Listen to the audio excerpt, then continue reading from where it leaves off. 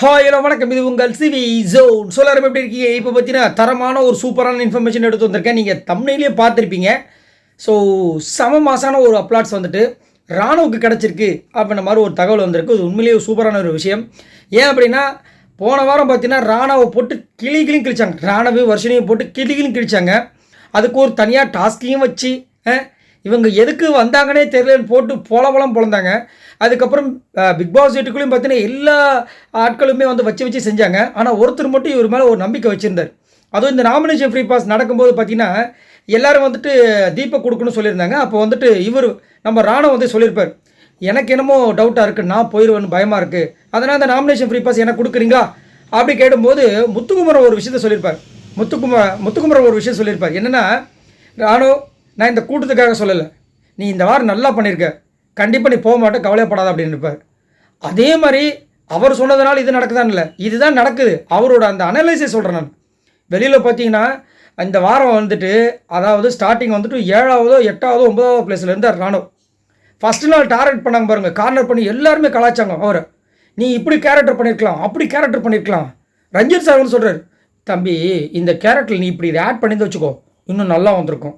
Jeffrey, ஏய் நீ வந்து கிளாஸில் இப்படி தான் இருப்பியாடா, நீ உனக்கு என்னடா பிடிக்கும் உனக்கு, நான் சொல்கிறது உனக்கு புரியல உனக்கு, ஐயே சரியான மக்கா இருப்ப பொழுது அப்படின்னு கலாய்ச்சாங்க. ஒரு பக்கம் அஞ்சிதா கலாய்க்கிறாங்க. அஞ்சிதா கலாய்க்கும் போது சௌந்தர்யம் உள்ள பூந்து அவன் சரியான மக்கு, அவனுக்குலாம் ஒன்றும் தெரியாது அப்படின்னு கலாய்க்கிறாங்க. நான் சமகால என்னடா இது, ஒருத்தரை போட்டு இப்படி போட்டு இது பண்ணுறீங்க. இன்னொன்று உங்களுக்குலாம் ஒன்றும் புரியவே இல்லை. பிக் பாஸில் ஒரு தாரக மந்திரம் இருக்குது. என்னது, நீங்கள் ஒருத்தரை அடிக்கிறீங்க, ஒருத்தருக்கு ஒருத்தர் அடிச்சுக்கிறீங்கன்னா பிரச்சனை இல்லை, 1000 பேரும் சேர்ந்து ஒருத்தனை அடிக்கிறீங்கன்னா அங்கே தான் பிரச்சனை.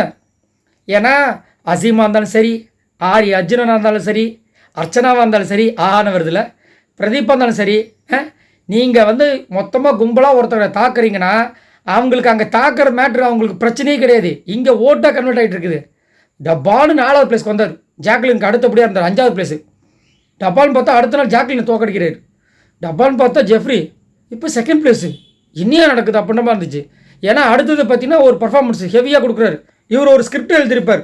அதாவது இந்த ப்ராங்கை இப்படி பண்ணுவோம் அப்படி பண்ணுவோம் நம்ம முத்துக்குமரன், அதுக்கேற்ற மாதிரியே போச்சு. ஆனால் இதில் முத்துக்குமரனை புழக்க போகிறாங்கன்றதும் தெரியல. ஏன்னா இப்போ தான் வந்துட்டு அந்த விஷயமே வந்திருக்கு வேறு. இந்த ப்ரொமோ3 நீங்கள் பார்க்கும்போது தெரிஞ்சிருக்கோம். அதில் வந்துட்டு இது எல்லாமே ஒரு ப்ராங்க்ன்ற விஷயங்கள் வந்துட்டு, ஏன்னா ஃபஸ்ட்டு கேட்பார் அந்த ப்ரொமோ3 யாருக்கெல்லாம் வந்து டென்ஷனாக இருந்துச்சு, சார் ரொம்ப டென்ஷனாக இருந்துச்சு சொல்லிட்டு ஜாக்லின்னு, அருண், மஞ்சரி, வர்ஷினி எல்லாருமே சொல்லியிருப்பாங்க. இந்த வார்டன் அவள் எல்லாம் சொல்லியிருப்பாங்க. அதுக்கப்புறமா ஏன் தெரியுமான்னு சொல்லிட்டு தீபக் சொல்லுங்கன்னு போது திக்கு முக்காட வைக்க சொன்னாங்க அப்படின்னு அவர் சொன்னதுக்கப்புறமா எல்லோரும் மூஞ்சி மாறிடுச்சு. ஜெஃப்ரிலாம் டவுனு. ஏன்னா ஜெஃப்ரி தான் ரொம்ப பாதிக்கப்பட்டிருக்கிறதுல. ஏன்னா ஒரு உணர்ச்சிப்பட்டு ரியாவை சண்டை போடுறதெல்லாம் வந்து பயங்கரமாக வெளியில் ட்ரெண்டிங்கில் போயிடுச்சு. அப்புறம் ராணுவால் தான் அதோ கொடுமையாக அதுதான். அதனால தான் அந்த ப்ரொமோ3 வந்துட்டு சத்யா ராணுவம் அப்படி கட்டி பிடிச்சி ஒரு மாதிரி என்ஜாய் பண்ணுவாங்க.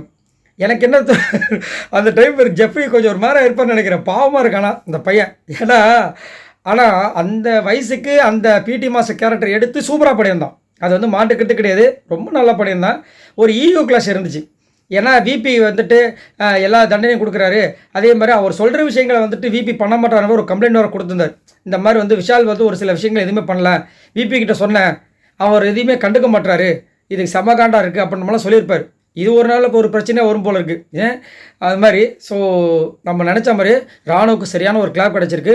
இதுக்கு அதே மாதிரி முத்துவோட ஓட்ஸ் வந்துட்டு ராணுவுக்கு வந்திருக்கும் அப்படின்ற மாதிரி ஒரு ஸ்டார்டிங் சொல்கிறாங்க ஒரு சில பேர். ஏன் அப்படின்னா இந்த வாரம் முத்துவோட ரசிகர்களுக்கு வேலையே இல்லை. அப்போ அந்த வேலையை என்ன பண்ணுவாங்க, ஒரு வாரம் அப்படியே சும்மா விட்டுருவாங்களா, யாருக்கா ஓட்டு போட்டு தானே ஆகணும். அப்போ ராணுவ வந்து இந்த மாதிரி ஒரு விஷயம் பண்ணும்போது டப்பால் அங்கே ஓட்டை போட்டு தட்டி தூக்கியிருப்பாங்க. ஆனால் இந்த பையன் வந்து பிக்கப் ஆகிட்டான். ஃபஸ்ட்டு வந்து வண்டி ஸ்டார்ட் ஆக வந்துச்சு, இப்போ ஃபஸ்ட்டு கியர் 2nd கியர் போட்டு இப்போ 3வது கியர் 4வது கியர் போயிட்டார். இதுக்கப்புறம் 5வது கியர் போகிறதும் 6வது கியர் போகிறதும் இல்லை கியர் பிளேட் உடையிறதும் எல்லாம் அவர்கிட்ட தான் இருக்குன்ற மாதிரி சொல்லியிருக்காங்க. ஸோ நீங்கள் உங்களோட கருத்தை சொல்லுங்கள். ஸோ ராணுவுக்கும் பயங்கரமான மாசான ஒரு அப்ளாட்ஸ் கிடச்சிருக்கான்.